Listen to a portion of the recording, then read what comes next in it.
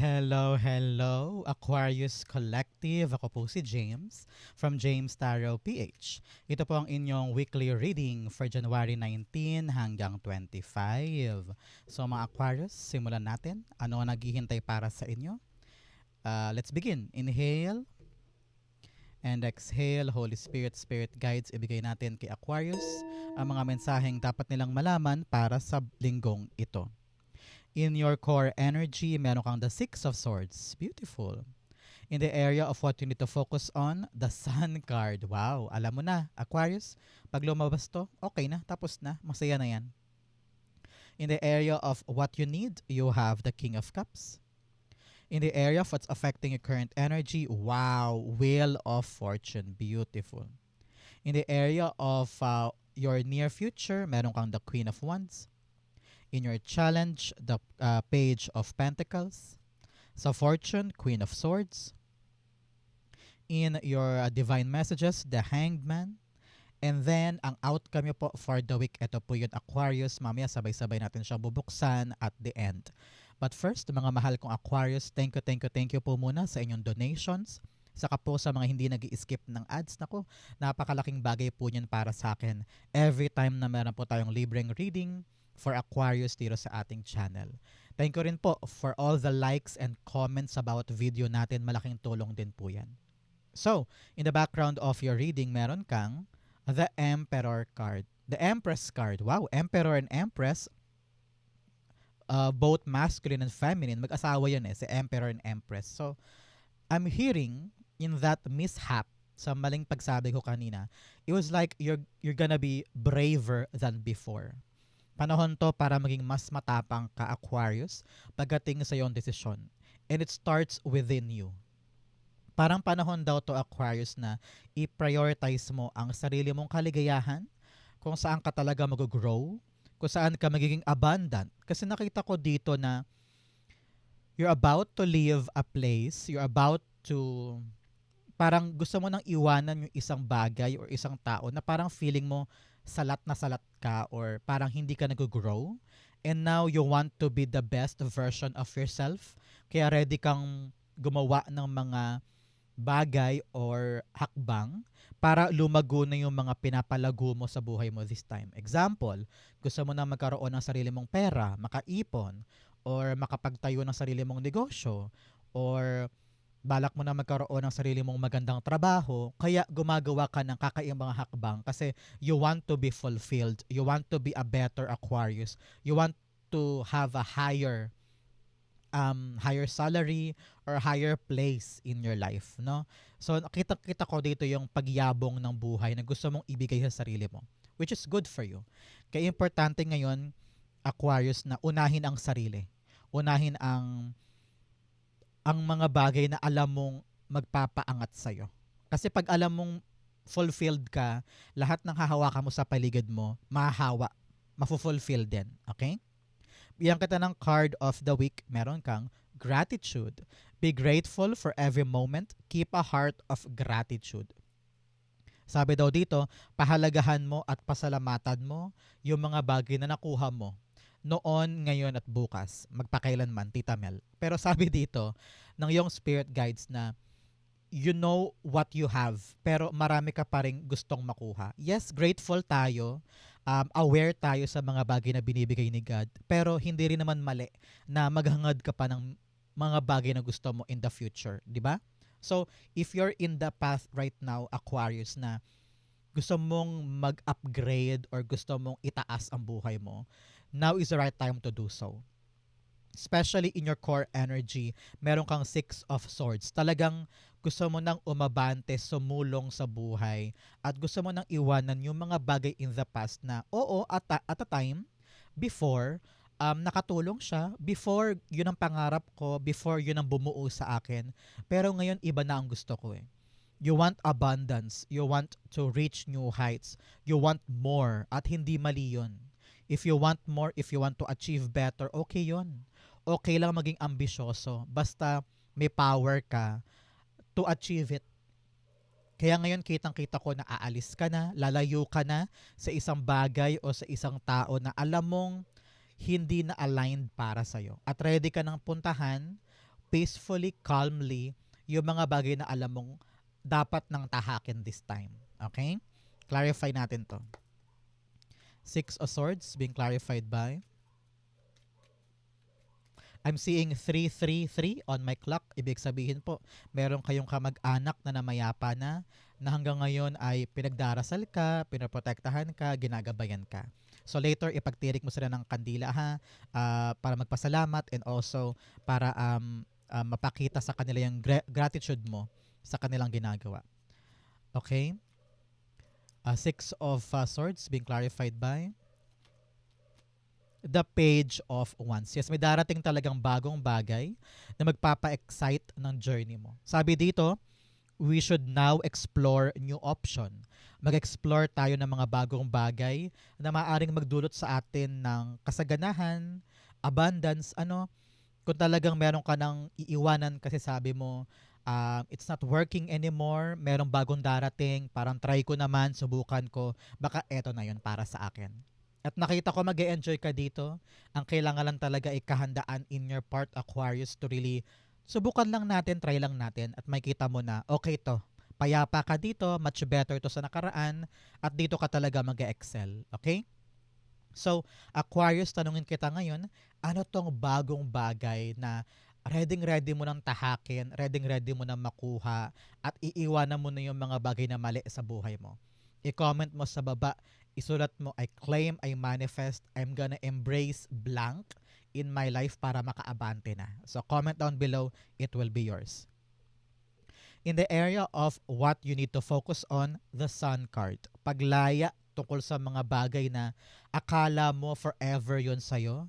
Akala mo hindi mo kaya nang wala yun. Pero now, you need to focus on your freedom and being happy again. Parang sabi ko nga sa inyo kanina, unahin mo sarili mo. Kapag maligaya ka, maapektuhan yan lahat sa paligid. Magiging abundant lahat sa paligid. Kaya ngayon, find your happiness, find your freedom. Huwag kang mahiya or mag-guilty na inuuna mo ang sarili mong kaligayahan. Dahil balang araw, magkakaroon din yan ng magandang epekto sa iyo at saka sa mga tao sa paligid mo. Okay? Now is the right time for you na maliwanagan ka sa mga mali na dapat nang bitawan and chase your true happiness. Okay? Importante yan. So Aquarius, bago ko po to i-clarify, tanungin muna kita, anong birthday mo? Ikaw ba'y January Aquarius or February Aquarius? Well, itong time being na to, January 19 to 25, ay season mo na, no, Aquarius? Happy birthday po. Sa mga nag-celebrate dyan, these dates or while watching this video, happy birthday po sa inyong lahat. Hope you have a wonderful celebration with your family and friends. So comment na, ikaw ba'y January Aquarius or February Aquarius? Sun cards being clarified by, the Five of Swords. Yes, lalaya ka na from something na talaga namang painful. Yung parang ayaw mo nang i-big deal, ayaw mo nang maging parte nun. Kung halimbawa ito ay painful relationships, mga away sa trabaho, chismisan, politics sa trabaho, ganyan. O kaya sa pamilya, baka may mga gusot-gusot, gusto mo nang lumaya doon sa ayoko na, tama na, mabigat na, mahirap na, move on na ako, hindi worth it ang manatili dito. Now I will find my own happiness and my freedom. Okay? Yun ang kailangan mong gawin ngayon. In the area of what you need, you have the King of Cups. You need balance. You need kapayapaan. You need to control your emotions. Huwag mong hayaan na yung katahimikan ng buhay mo ay masira ng mga triggers sa paligid. Dapat daw, pinipili mo kung saan ka lang magre-react. Dapat pinipili mo kung ano yung dapat lang pagsayangan ng oras, pawis, laway, atensyon. Hindi lahat yan dapat papatulan. You need to really control your emotions, control your mouth, control your mind, and lagi mo isipin, bahala kayo dyan, basta ako tahimik ako dito. Ay, bahala kayo dyan. Mag-away-away kayo dyan, basta ako dito, relax lang ako. You need to really prioritize your own peaceful place. Okay? Hindi pwedeng maraming gumugulo sa'yo. Mas tahimik ang buhay, mas maganda. Okay? The King of Cups is being clarified by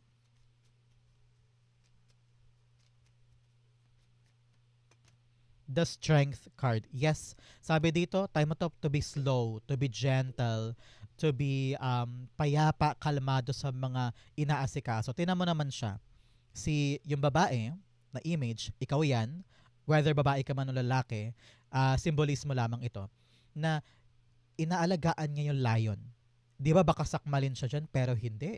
Hindi siya sinasakmal ng lion. So ano ibig sabihin nun? Meron kang mga gentle ways, mga magaganda at magaang paraan para mapaamo mo yung problema or yung issue. Huwag mong dadaanin sa init ng ulo. Huwag mong dadaanin sa biglaan or galit. May maayos sa paraan para ma-accomplish ang isang sitwasyon. Example, naku yung mga road rage na yan, yung mga away kalsada, relax ka lang, huwag pa irali ng init ng ulo para hindi ka mag-viral at hindi ka makasuhan, di ba? So, if you have a cool mindset, okay lahat. Ganon din halimbawa kapag pumipila ka sa isang government agency. Mahabang mahaba pila yan, mga offices na yan. So, kalmado ka lang dapat para kalmado din ang dating sa'yo ng solusyon ng problema at hindi pa madagdagan ng komplikasyon. Okay? Very important yan. In the area of your what's affecting your current energy, meron kang the wheel of fortune. Gusto mo na kasing magbago kapalaran mo, kaya susulong ka na sa bagong opportunity. You want your life to change for the better. Gusto mo na magkaroon ng asenso. Ayaw mo na nakakarampot. Ayaw mo na na bukas makalawa. Problemado ka sa pera o problemado ka sa pambayad sa bills. Ayaw mo na ng hindi sigurado. Ayaw mo na ng nangangapa. Ayaw mo na na nag-iisip ng paano to. No, you want security. You want abundance. You want prosperity. Kaya itong pag-ikot ng kapalaran, action mo to effort mo to At doon nagsimulang sumulong ang buhay sa pagpasok ng bagong opportunity. Kaya ano ibig sabihin nito sa iyo, Aquarius? Huwag sayangin yung pagkakataon. Itong bagong darating, ito ang magpapaikot ng bola sa iyo. Kung naghahanap ka ng opportunity na kailan ba ako aasenso, kailan ba ako magkakaroon ng permanenteng kita, ayoko na ng mga para sa pambayad sa kuryente buwan-buwan, take this new opportunity. It will lead you to your abundance. Kaya importante ngayon unahin talaga kung ano yung bagay na kaya mong aksyonan na willfully mag-push sa'yo forward. Na parang halimbawa, pangarap ko pumunta ng Canada, kung talagang gustong-gusto mo yun, lalakarin mo siya. Parang ganun. So, pag hindi bukal sa puso, alam ko na iiwanan mo yan, bibitawan mo yan, o magreklamo ka endlessly. Pero pag bukal talaga sa'yo at gustong-gusto mo siyang gawin, doon papasok yung frequency of good luck. Okay? Kasi ginusto mo ikaw yung nag-i-initiate ng move parang ganun. The Wheel of Fortune is being clarified by the Four of Swords. Yes, sabi dito parang sinusurrender mo na kay God. Sabi mo, God, gusto ko po magbago kapalaran ko. Gagawin ko po ito. Ito lang po yung naiisip kong paraan. I will make this happen. And then doon nagsimulang umikot. Gumaganda. Siyempre sa una mahirap, mabagal, dahan-dahan lang. Pero unti-unti yung bibilis. At maramdaman mo rin na parang, okay, now I understand. Ito yung gusto sa aking tahakin ni God, ito yung gusto niyang gawin ko, kasi gumaganda, bumibilis o maayos mapapanatag ka doon. Okay? So ngayon, gawin mo lang yung makakaya mo, sumulong ka, sumuong ka, accept new opportunity or new blessing, sooner, later, gagaan yan, smooth sailing na yan, panatag ka na. Okay? Very good for you. I-claim mo yan. In the area of your near future, meron po kayong Queen of Wands. Si Queen of Wands, sinasabi dito, okay ka na in the near future. You're enjoying what you have. Kung ano man tong bagong opportunity na yayakapin mo ngayon, in the near future, kitang-kita kita na masaya ka dyan, you're enjoying what you have, gamay na gamay mo yung bawat sitwasyon. Narinig ko din na mataas na yung kumpiyansa mo sa sarili mo because meron ka nang napatunayan. Nagbunga itong risk na ito. Nagbunga tong bago mong ginawa. Dahil nagbunga siya, parang napatunayan mo na, kaya ko pala talaga. So, dagdag confidence yun. Dagdag lakas ng loob. Gumaganda ka, you dress better, you talk better, kung paano ka makipag-usap sa ibang tao, meron talagang confidence It's because nag-i-improve ka. Gumaganda yung lagay mo dahil sa ginawa mong ito. So, you're really on the better place. So, congrats po. Clarify natin to. Queen of Wands being clarified by, oops. The Three of Cups. Yes, you're celebrating life because you're on that place na talagang gustong-gusto mo. That position, that job, that place, that negosyo, kung ano man tong gagalawan mong mundo, ine-enjoy mo siya at ito yung pangarap mong buhay. Kaya napaka-confident mo, very dignified, people around you respects you, parang ganyan, and you celebrate what you have. Talaga namang na-appreciate mo kung ano itong narating mo. So congrats po, Aquarius. Napakagandang posisyon in the near future. I-like mo to, i-claim mo to, it will be yours. In your challenge, meron kang jumbled thoughts and self-sabotage. Oh, sabi dito, halo-halo daw ang emosyon mo. Halo-halo iniisip mo, paiba-iba. Panahon na to para mag-streamline. Magkaroon ka lang ng isang matibay na path. Isang bagay yung panghawakan mo muna para hindi ka nalilito. Ano ba talaga ang gusto mong yumabong sa buhay mo? Ano ba talaga yung alam mo na doable, workable, mag-work sa akin to at sigurado akong lalago ito for me. Mag-streamline ka muna at wag pa iba-iba para hindi rin masayang ang oras mo. Okay? You also have self-sabotage. Naku, nag-self-sabotage ka daw. Lagi mo iniisip, hindi ko to kaya. Lagi mo iniisip na hindi ako marunong yan, wag na lang. Lagi mo iniisip agad yung nega bago ka kumilos. Dapat kilos muna bago assessment.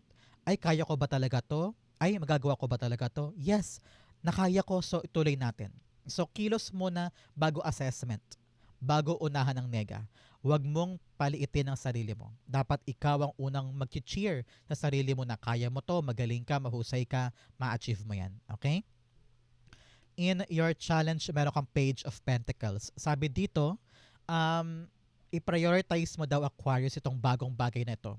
Huwag ka daw pakampante na, ay kaya ko na yan, ay okay na yan, di ko na kailangang aralin. Gagawa ko to, huwag nyo na akong turuan. No, you need to be humble enough to admit na kailangan mong aralin tong bagong opportunity. Siguro, nakalinya to sa mga bagay na ginagawa mo before, kaya familiar na, pero meron ka pa rin dapat aralin. Meron ka pa rin dapat tignang mabuti at busisiin kasi bagong galawan to. Okay? You need to really be humble enough to admit na, okay, aralin ko yan, tignan ko yan, ikabisaduhin ko to, mag-a-adjust ako dito, so that itong bagong blessing na dumating, mapangalagaan mo para hindi naman siya masayang nang dahil lang sa ego or pride.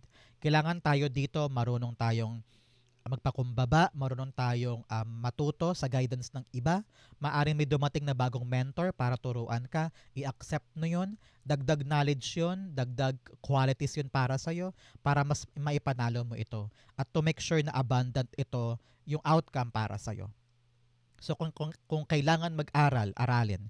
Kung kailangan pumasok na workshop, training, o seminar, gawin mo. Kasi kailangan yan sa growth mo this time. Meron sa inyo parang balak ng magpasok ng masteral or doctoral or umattend ng mga credentials or mga certificate na mga klase. Go push, makakatulong sa iyo yan para tong bagong yayakapin mo solid. Okay? Page of Pentacles. The Page of Pentacles. Yes. Huy, mag-aral daw. Sinabi niya 2 beses. Gusto niya ipaulit pa niya na, huy, aralin mo, i-prioritize mo to, ha?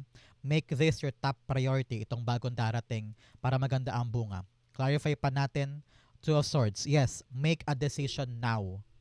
Kailangan buo sa loob mo na ibibigay mo lahat ng makakaya mo para dito. Hindi pwedeng, ay ayoko niyan, ito na lang gagawin ko, okay na ako dito, huwag mo na akong turuan. Always be a student na uhaw sa knowledge. At yun ay dapat consciously pinipili mo lagi na, ay paano yan? Sige gawin natin. Baka pag natuto ako dyan, kayang-kaya ko na to next time. So, huwag kang matakot na maging sponge na sisip-sip ka na sisip-sip ng tubig. Lahat ng knowledge na pwede mo makuha, gamitin mo yun para magkaroon ng magandang outcome yang kukunin mo. Okay? O yung pinapangalagaan mo ngayon. In your fortune, you have ascending the mountain, keep going forward. Yes, abante, abante, abante, wag atras. Acceleration, moving forward is here. Go, move forward. You have rejuvenating rain, clear the past and heal the present. Panahon na daw para kalimutan mo yung past na to, itong mga heartache, mga troubles, mga maling nasabi sa'yo, mga masasakit na bagay. Move on tayo, wag nating i-big deal, hindi worth it yan. and harapin mo yung present life mo with positivity. In your fortune, meron kang the Queen of Swords. Ngayon, sabi na yung spirit guides, lilinaw na sa isip mo kung saan ka pupunta.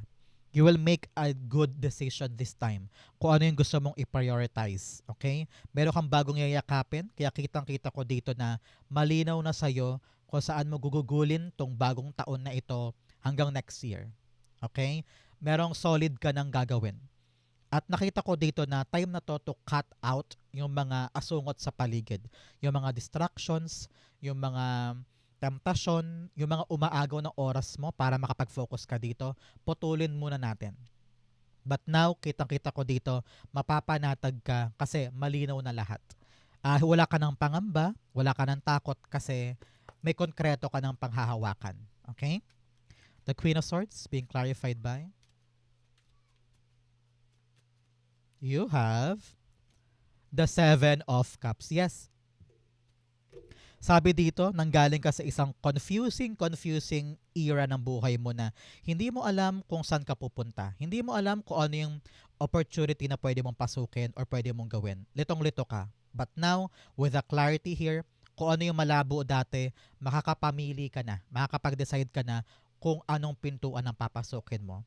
At ready kang panindigan, gawin ang lahat para magtagumpay doon. So congrats, really embracing this new opportunity will lead you to a clear path para sa future.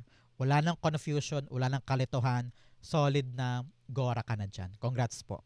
I-claim mo to para mapunta to para sa'yo. A clear path for the future, napapanindigan, magkakaroon ng magandang bunga. Congrats po. Claim and like, it will be yours. In your divine messages, meron kang balance spirituality and practicality. Sabi dito, nasa Diyos ang awa, nasa tao ang very good, gawa. So, kung darasal ka, dapat kumikilos ka din. Like I've said here kanina, ipagpasa Diyos mo, pero mag-e-effort ka pa din para patuloy na umikot yung fortune sa'yo. Another message, it's time to release negativity. Pakawalan ng mga nega. Hindi worth it na samahan yan. Hindi worth it na paratilihin mo sa buhay mo yan. Move on, bitaw, para malinis ang buhay. Okay? In your divine messages, meron kang the Hanged Man. Sabi dito, kung merong mga bagay na parang nalulungkot ka, sabi mo, bakit hindi gumagana to? Bakit hindi umaandar? Bakit unsuccessful to? Bakit naaberya? Ganyan. So sabi dito, maupo ka muna, mag-pause ka muna, and think. Bakit nga ba ganito? Bakit ganyan? Bakit ganito? Isipin mo sa ibang perspektibo kung ano yung maaaring solusyon. Baka kasi naman para kang susi na sa maling doorknob nilalagay. Kaya hindi na nagbubukas yung pinto kasi mali yung paraan mo. So, hanapin natin lagi yung tamang paraan. Huwag ka basta-basta sumuko porque ito yung ginawa mo, hindi swak yung solusyon, bitaw na agad. Tignan mo lang sa ibang bagay, baka makita mo, ganito pala yung dapat kong gawin. So, nagka-try ka ulit. So, now, lawakan ang isip, lawakan ang mundo, para makita mo yung tamang gagawin. Okay? Napakalawak ng mundo mo. Baka mamaya nakatingin ka lang kasi sa microscope kaya nahihirapan kang mag-isip ng solusyon. Broaden your horizon. Magtanong-tanong ka sa mga tao sa paligid mo para mapayuhan ka ng dapat gagawin. Okay? The Hangman, the Knight of Swords. Yes, wag sugod ng sugod. Wag bira ng bira. Wag padalos-dalos sa ginagawa. Kailangan nag-iisip muna ng matindi. Kasi yung energy mo baka maubos, baka masayang. Imbes na laban ng laban, bigay ng bigay agad, bayad ng bayad agad-agad, tapos mali pala. No? So huwag magsasayang ng energy. Maupo muna, pag-isipan muna, plansyahin muna ang plano bago ka lumaban. Para lahat ng effort mo hindi masayang. Okay? Outcome mo yan, but first bigyan muna kita ng fortune cards. You have acts, forces working against you. Meron daw mga tao talaga namang toxic na talagang dapat nang bitawan para magkaroon ka na ng streamlined effort. So, sabi na yung spirit guides, learn to detach yourself at mag-focus ka na lang sa sarili mo. Okay? You also have mice, discord among friends and family. Yes, ito talaga yon. Merong mga sigalot, problema or fiction. Hindi worth it ang makipagbanggaan dyan. Choose your peace, choose your happiness, choose your freedom. Okay? Hindi mo kailangan ngayon ng mga nega. Bitaw sa kanila, layo sa kanila para hindi ka maapektuhan. Okay? Money path. Wow, a path with money is waiting for you to find it. May pera daw paparating para sa'yo. I-claim mo to, sa'yo to, kunin mo to.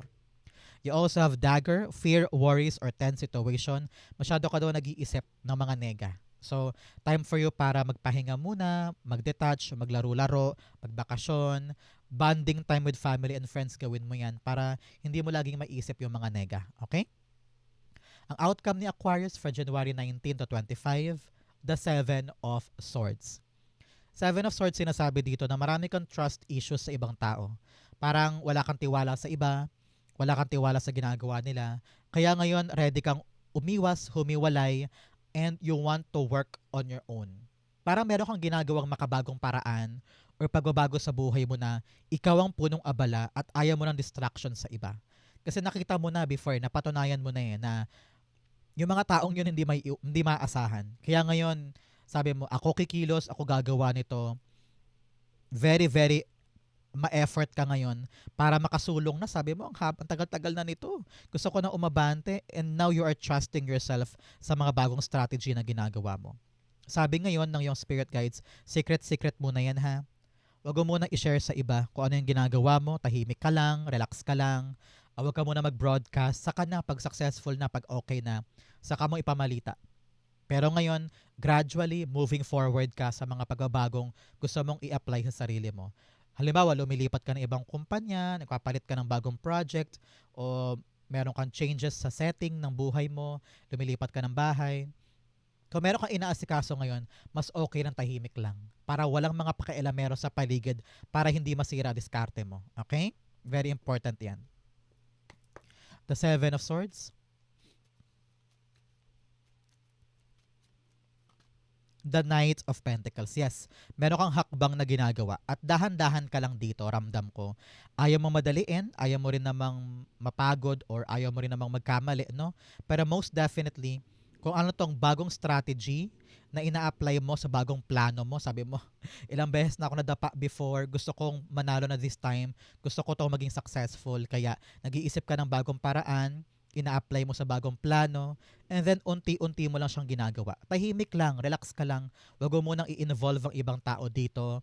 Paunti-unti, pag natapos mo at naging okay na lahat, saka mo i-broadcast na, huy, may good news ako. Natapos ko to, nagawa ko to, no? So para walang mangialam sa magandang andar ng ginagawa mo, hush-hush muna para smooth sailing ito para sa'yo. Okay? But most definitely, Aquarius, kailangan makabagong atake para kung ano man tong planong mo to successful. Kasi kung gagawin mo yung makaluma na naman, ay nako, babagsak ka rin dyan. Kaya kailangan new ways, new strategy, new plan to make it work this time. Okay? So Aquarius, ito po ang inyong January 19 to 25. Saan po kayo nakaresonate? Comment lang po kayo sa baba, babasahin ko po yan. Thank you, Holy Spirit, Spirit Guides, for the clarity and messages na dapat malaman ng mga Aquarius today. Thank you po for watching hanggang dulo. I love you. This has been James for James Tarot PH. God bless everybody.